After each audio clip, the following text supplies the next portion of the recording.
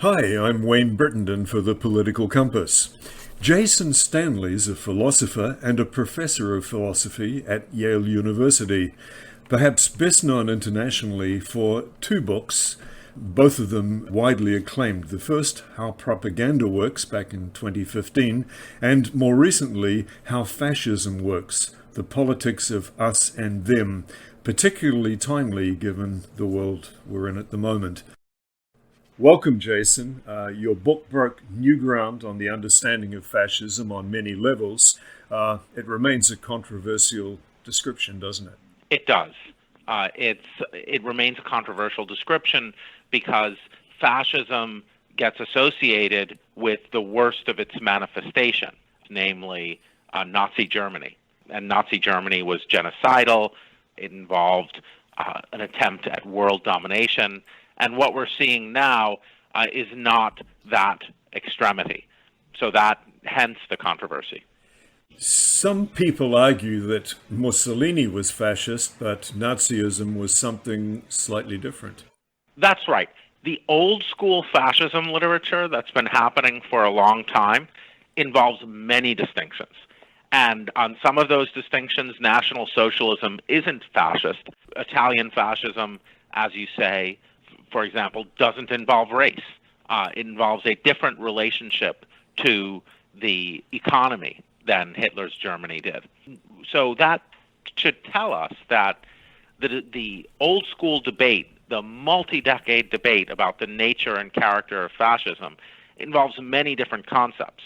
So when you're choosing to use the word fascism, it's a delicate thing because you can either situate yourself in an extremely lengthy debate in history and political theory that involves dozens of different conceptions of fascism, or you can sort of appropriate it and give it a definition that has use in the current moment and is justified by its connections to the past. And that's what I try to do in my work. Right. I'm interested that you mentioned economics and the differences between Italy and Germany on that front.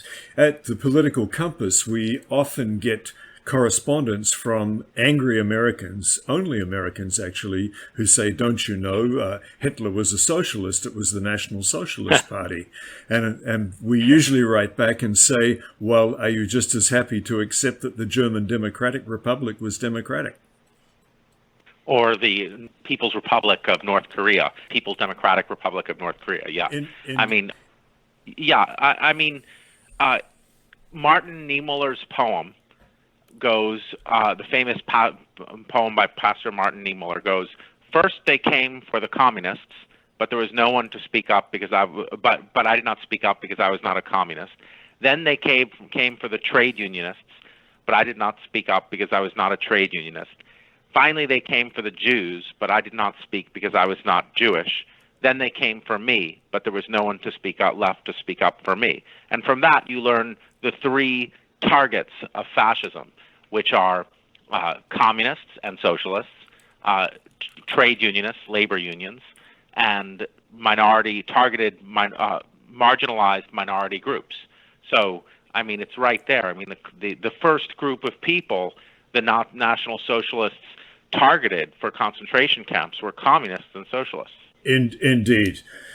Just getting back quickly to the economic side of things, I noticed that in the American Heritage Dictionary of 1983, fascism is described as a system of government that exercises a dictatorship of the extreme right, typically through the merging of state and business leadership together with belligerent nationalism. That definition was changed in later editions. And of course, the early 1980s was the time when we had the introduction of globalization as we know it now and neoliberalism. I like that definition. I like that definition because that is what happens when fascism comes to power. When fascism comes to power, the business elite see a means to smash labor unions. The business elite see a means to get the government to push aside democratic regulations and let the companies operate as they will. I mean, you see this in Putin's Russia. It's, you can't really make a distinction between the oligarchs and the state. You see this increasingly in the United States. In chapter 10 of my book, How Fascism Works, I discuss Hitler's speech to the industrialists, where he says to them, how could you want democracy? Why would you want a system that lets the people place shackles on what you can do? You want a dictator in the public sphere, who then in the political sphere, who then gives you free rein as long as you have fealty to him. So this partnership, it's key to understanding fascism, this partnership between the business elite and the fascist leader. The business elite who go along get rewarded, as we just saw in the United States in the CARES Act, the stimulus package passed during the first wave of COVID-19. There was a $135 billion tax break just for high-earning real estate investors, retroactive tax break back to 2018, I believe. That's $135 billion. And that's because high-dollar real estate investors are part of this government. Right. So we could look at another definition here. Italian philosopher Giovanni Gentile in the Encyclopedia Italiana said that fascism should more appropriately be called corporatism because it's a merger of state and corporate power. Yes, yeah, exactly. I think that's accurate. And what you see, I mean, that's why you see the labor unions being targeted in fascism. That's why Mein Kampf really, because labor unions are a weapon against corporate power, but labor unions are also a weapon against virulent nationalism, because labor unions connect people across race, across gender, across differences, because, hey, everybody likes the weekend, everybody likes overtime pay. It doesn't matter whether you're white, black, Asian, whatever. Those are things you like. So fascism has to smash labor unions.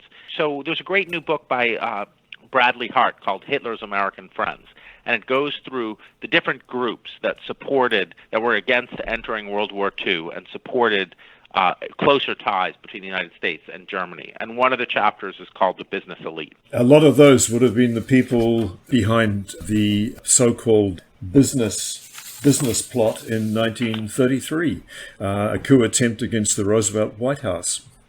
Right. Yes. Yeah. I mean, these are, business. There is no natural connection between democratic liberty and free market economics. I mean, those are you can free market economics places. I mean, libertarianism, economic libertarianism presents freedom as coming from free markets, but liberal democracy has a very different conception of freedom. Liberal democracy has freedom as, the freedom for everyone to participate in the laws that govern, in the construction of the laws that govern them. Right. Of course, those two areas got blurred, didn't they, when the Berlin Wall came down and people got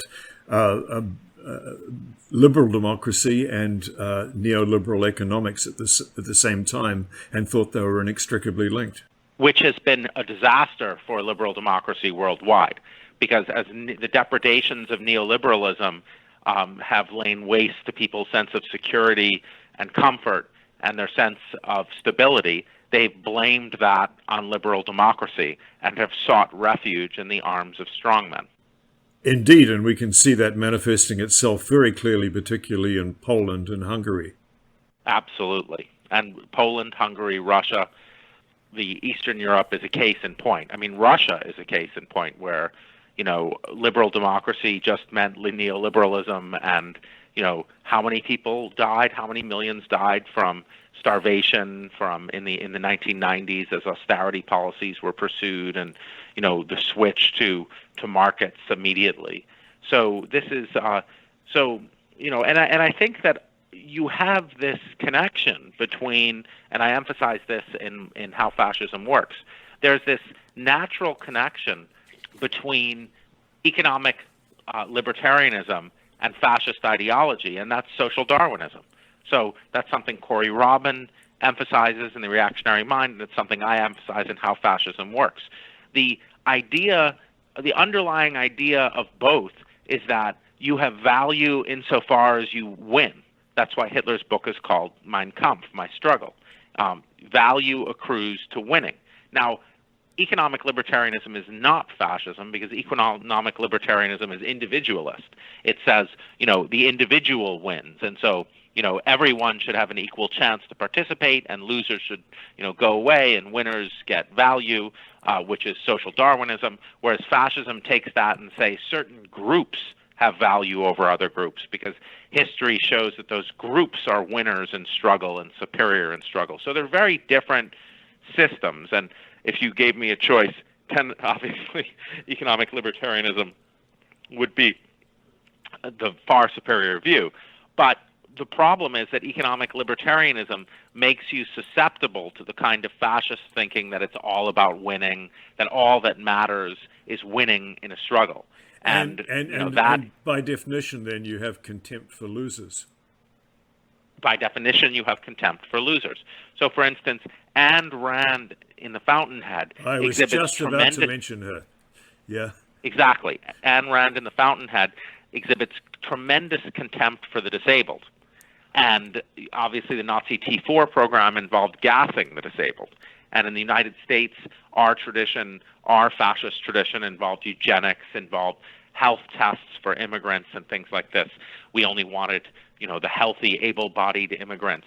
And so this thinking about, this anti-disabled thinking is key to both of these systems, and that's a clue to the fact that we're dealing with an illiberal ideology here, because liberalism requires us to recognize all of our fellow creatures as worthy of dignity. We've seen in COVID-19 in a number of countries with more authoritarian governments that care homes particularly have been neglected in the general clampdown.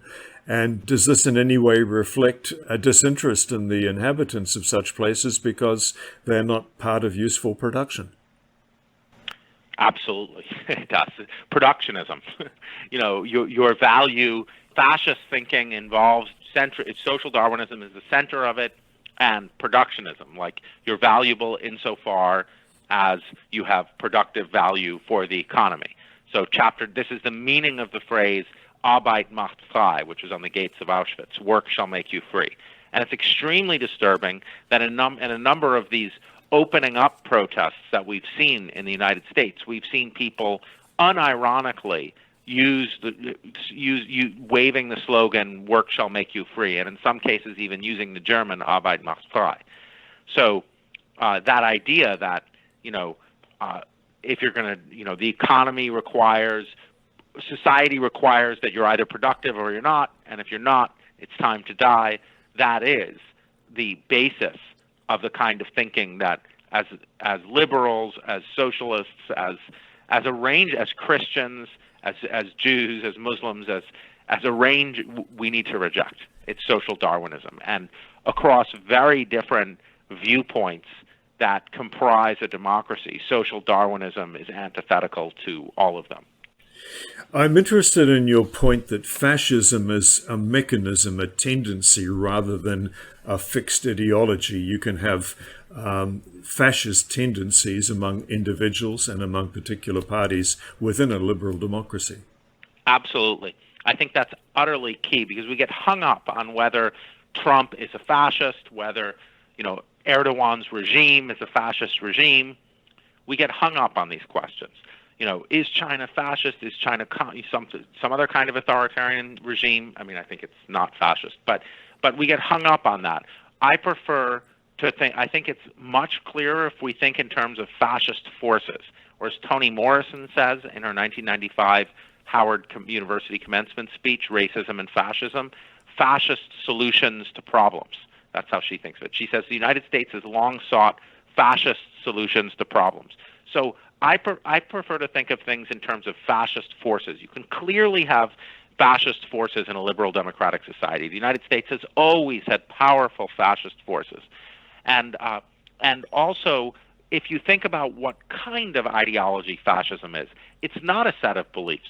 Fascism is about power. It's centrally about power. And what is power? So what is it to achieve power? So people will say, okay, such and such person isn't a fascist because they're all about power. Well, fascism is all about power. Fascism is all about the winner. The winner is the representative of the nation. The nation wins if he wins.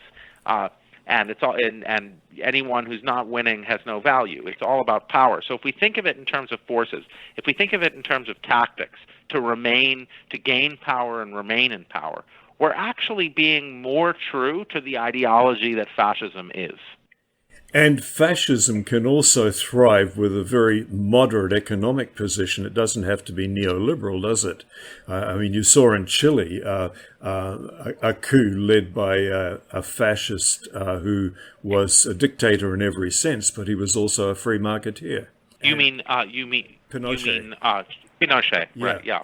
Whereas on the other hand, you look at France with the National Front, and you see that their extremism is very much on the social scale rather than in economics, because their economics are often to the left of the French Socialist Party.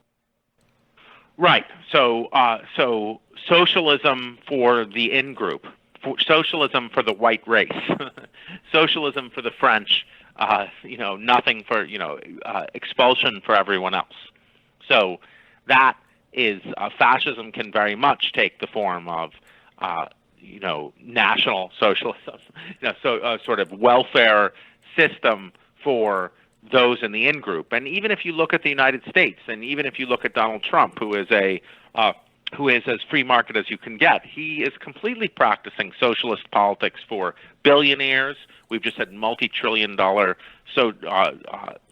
taxpayer money stimulus sent to millionaires and billionaires, and to the members of his supporters. Farmers have received tens of billions of dollars every single year in support from the Trump administration. And why? Because they're his supporters. So this idea of sending your supporters using socialism, massive state socialism, for your supporters, for mothers to support them and having more children of the chosen race. This is also consistent and typical with fascism, but it's tricky because it goes back around to the business elite point that you're also going to be supporting the businesses that support you. So our categories of fascism involves directing large amounts of support, economic support, and government support to the classes and the groups that support you. So the business groups, the farmers, and support for things like having more children in traditional families. It can't happen here, Sinclair Lewis said in 1935, but you're saying it's been happening all along. The way I think of fascism is that it's because I think of it as you said, a set of dispositions, a force. I think it's an ever prevalent tendency in almost any contemporary society. And in the United States, well, Hitler references the United States in Mein Kampf as his model for what Germany should be. Slavery was his model for what he was going to impose in the East, on Slavs, and in Russia, in Ukraine. He admired the U.S.'s history of indigenous genocide. If you look at Australia is a liberal democracy with this incredible racist undercurrent. The White Australia policy until very recently, the treatment of Aboriginals, the nonstop vilification of immigrants. So these forces are always there. The denial of climate change, science denial. These forces are present, and we distract ourselves by asking, well, is this regime fascist? Is this person fascist? The fact is that fascism as a force is the current anti-democratic force of greatest concern. And it's not always very visible, is it? Particularly in the mass media. No, the mass media participates in it because capitalism helps provide the media environment that helps these authoritarians, who are showmen, after all, practice the kind of politics that keeps them in power.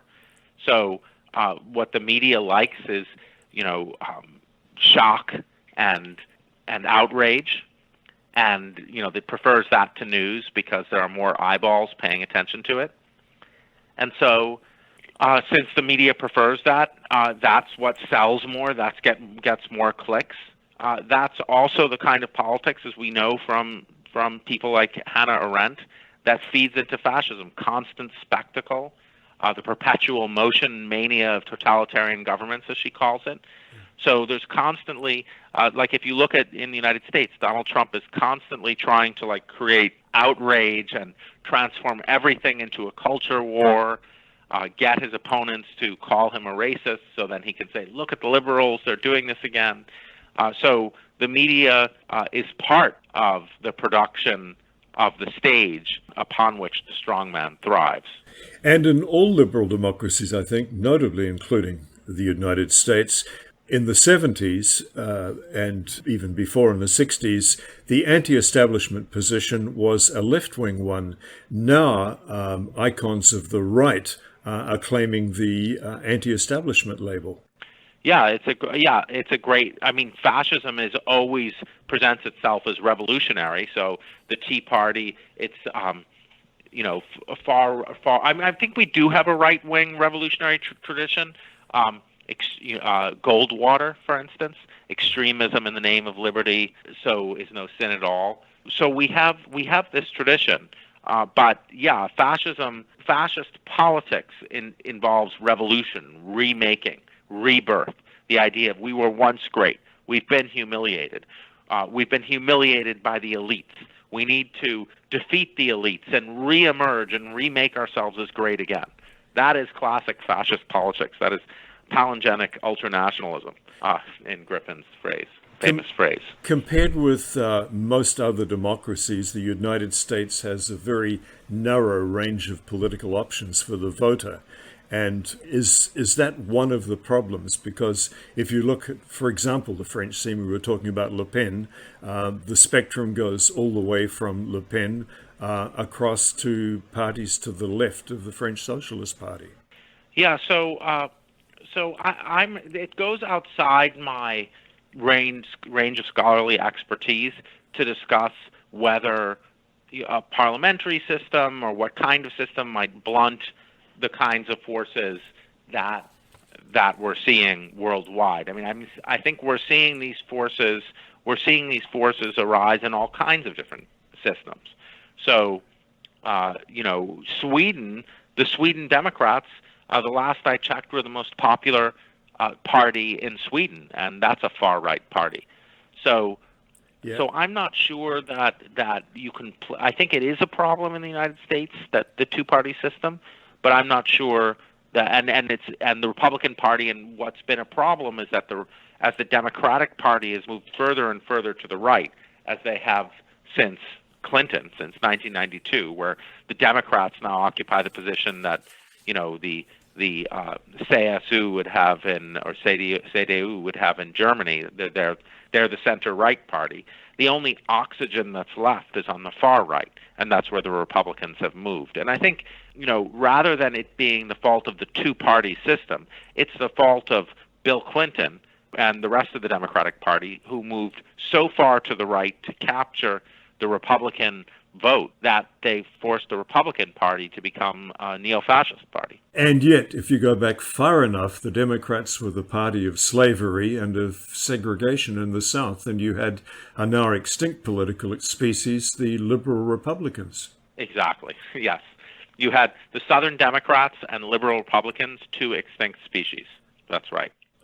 So if we look at the situation today, it's a little perplexing to an outsider to see that Biden claims so much of the black vote, and yet his record on segregation wasn't great at all, compared to Sanders, who was actually arrested during the civil rights demonstrations. And also Sanders' position on a universal health care was something that Biden always opposed and has surely been vindicated by the present health crisis in the US. Yes. So I think there would have been a different outcome, though again, this is not speaking as a scholar, just speaking as a concerned citizen. There would have been a different outcome had COVID-19 happened earlier, when COVID-19 revealed the kind of structural problems in the United States that the Sanders campaign had highlighted. Yes. So there's that, and I also think that black voters are pragmatic voters.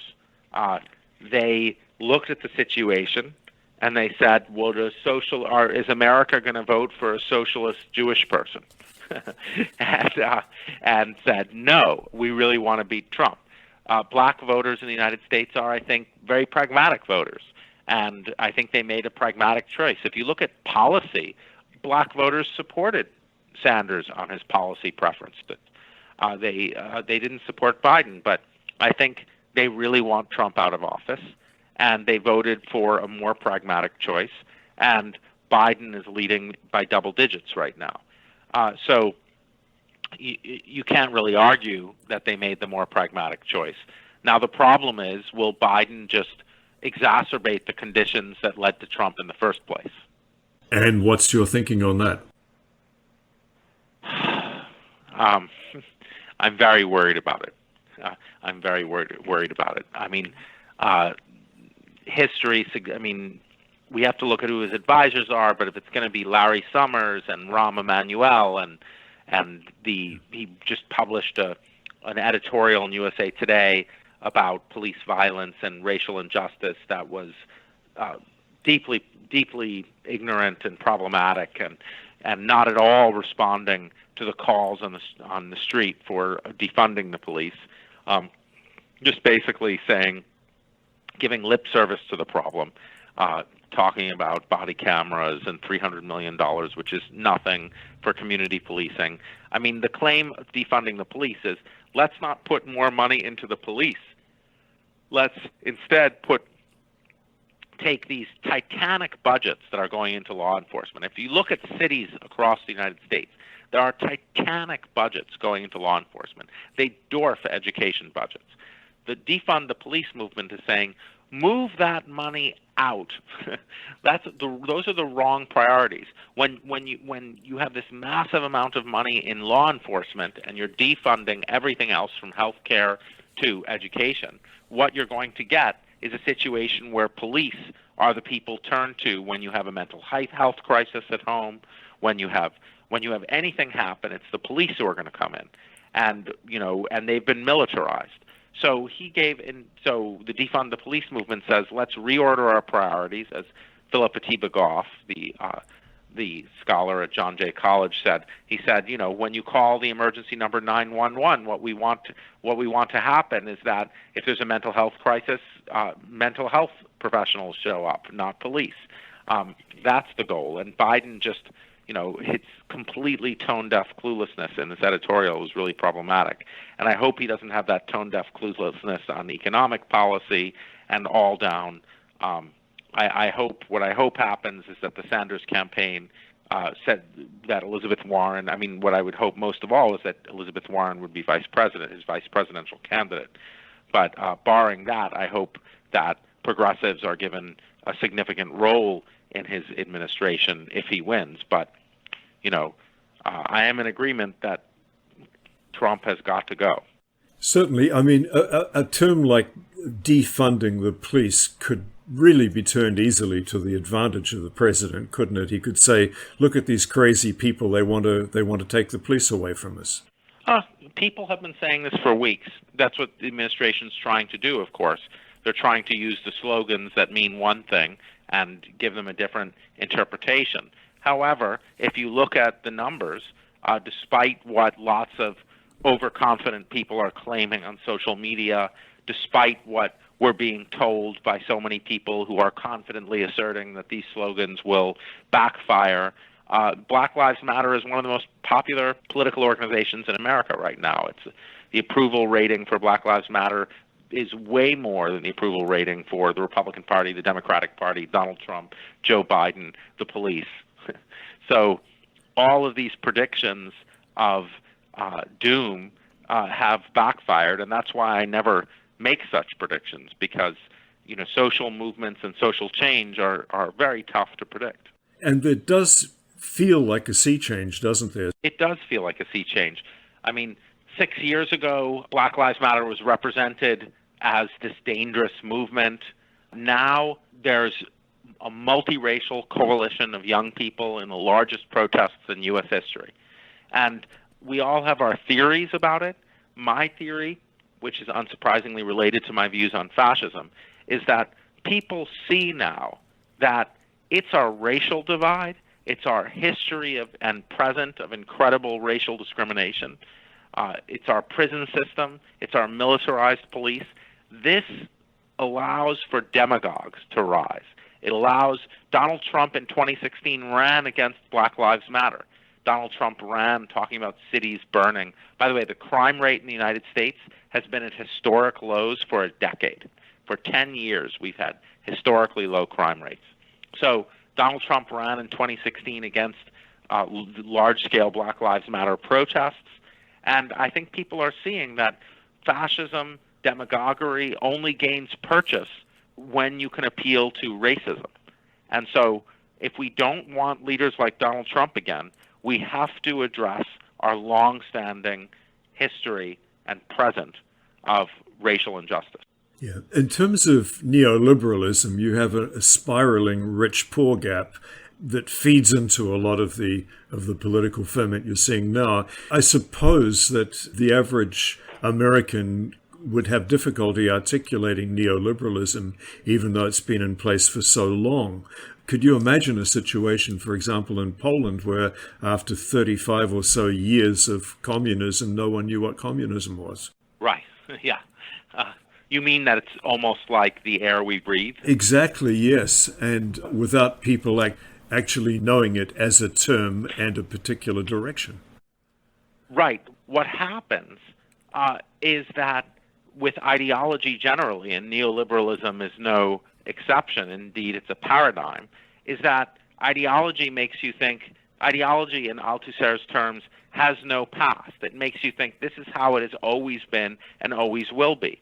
Think how long monarchy lasted. I mean, what would people have said if you said, hey, let's get rid of monarchy? People would have said, that's absurd. How could you run a country without a king or queen? It seems when you live under a particular ideology that that's how it's always been and always will be. And it is no different with neoliberalism. I mean, an example, a sort of humorous and tragic example now is, I wrote a piece in July 2019 in the New York Times calling to abolish ICE, Immigration and Customs Enforcement. People just went nuts. They're still talking about, abolish ICE. How could you do that? ICE was created in 2003. The idea that ICE is central to the identity of the United States, we managed for well over 200 years without it. But this idea that once something is there, you can never, it can never be altered. Yeah. That's the problem of ideology. Yeah. I guess my point before was that a lot of the unhappiness, the social unhappiness in democracies generally, is really about the spiraling rich-poor gap, the lack of opportunity for people at the bottom of the heap. And although it's not articulated as an anti-neoliberal attack, authoritarian forces have been able to harness that discontent and appear to be more on the side of the people economically.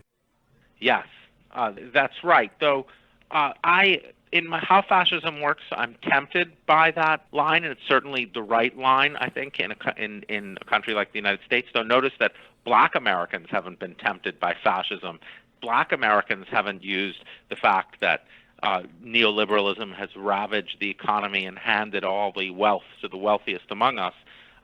Black Americans and Latinos have not used that as a reason to abandon democracy. It's only white Americans. So it can't be the full explanation, since otherwise Trump would have won a lot of black Americans.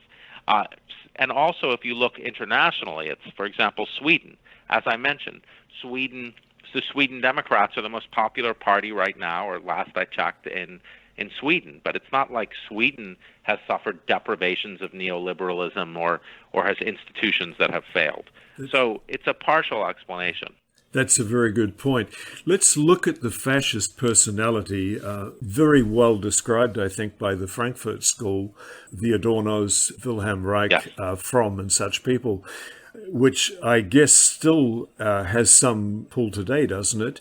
The base for authoritarian leadership has almost invariably come from the frightened provincial areas rather than the big cities. Isn't that the case? Yes, Chapter 9 of my book, How Fascism Works, is called Sodom and Gomorrah. And that's about this kind of move in fascist politics, that the authoritarian represents the heartland, the people in the heartland, against the decadence of the cities. Chapter 2 of Mein Kampf, Hitler's Mein Kampf, is called My Study and Struggles in Vienna. And he describes Vienna as filled with foreigners and different languages and Jews, and more Jews. The city is always the enemy, with its bankers and foreigners and race mixing and homosexuality. And the politics, fascist politics, extols the heartland, extols the farmers. In Brazil, Jair Bolsonaro, probably the leader today who's most obviously channeling fascist ideology, his base of support is the farmers. He's constantly extolling them, he's burning the rainforest more than they want him to burn in the rainforest, all because he wants to go overboard in his support for farmers. So it's this politics of the rural, pure heartland. The Nazis, as I discuss in that chapter of my book, the Nazis emphasized the farmers as the soul and heart of the regeneration that they wanted to create. Sometimes I'm tempted to think that the ultimate thing that divides people is, on the one hand, those who are attracted by diversity and who actually celebrate differences, and those who are threatened by it, because that informs their attitudes towards people who live differently, sexuality, race, education, even art, a whole range of things, just by whether they enjoy diversity or whether it's an appalling thing for them. So this goes back to the social psychology literature that emerges from the authoritarian personality. In social psychology, there's a long history of looking at people who have an authoritarian outlook as people who are fearful of change, who are there are different social psychology traditions. So in John Jost's views, conservatives are system justifiers. They want to justify the initial system. I don't think that's the right description for the kind of fascist authoritarianism we're seeing, because it's, as we discussed earlier, revolutionary. It seeks to overturn the system. It's anti-establishment.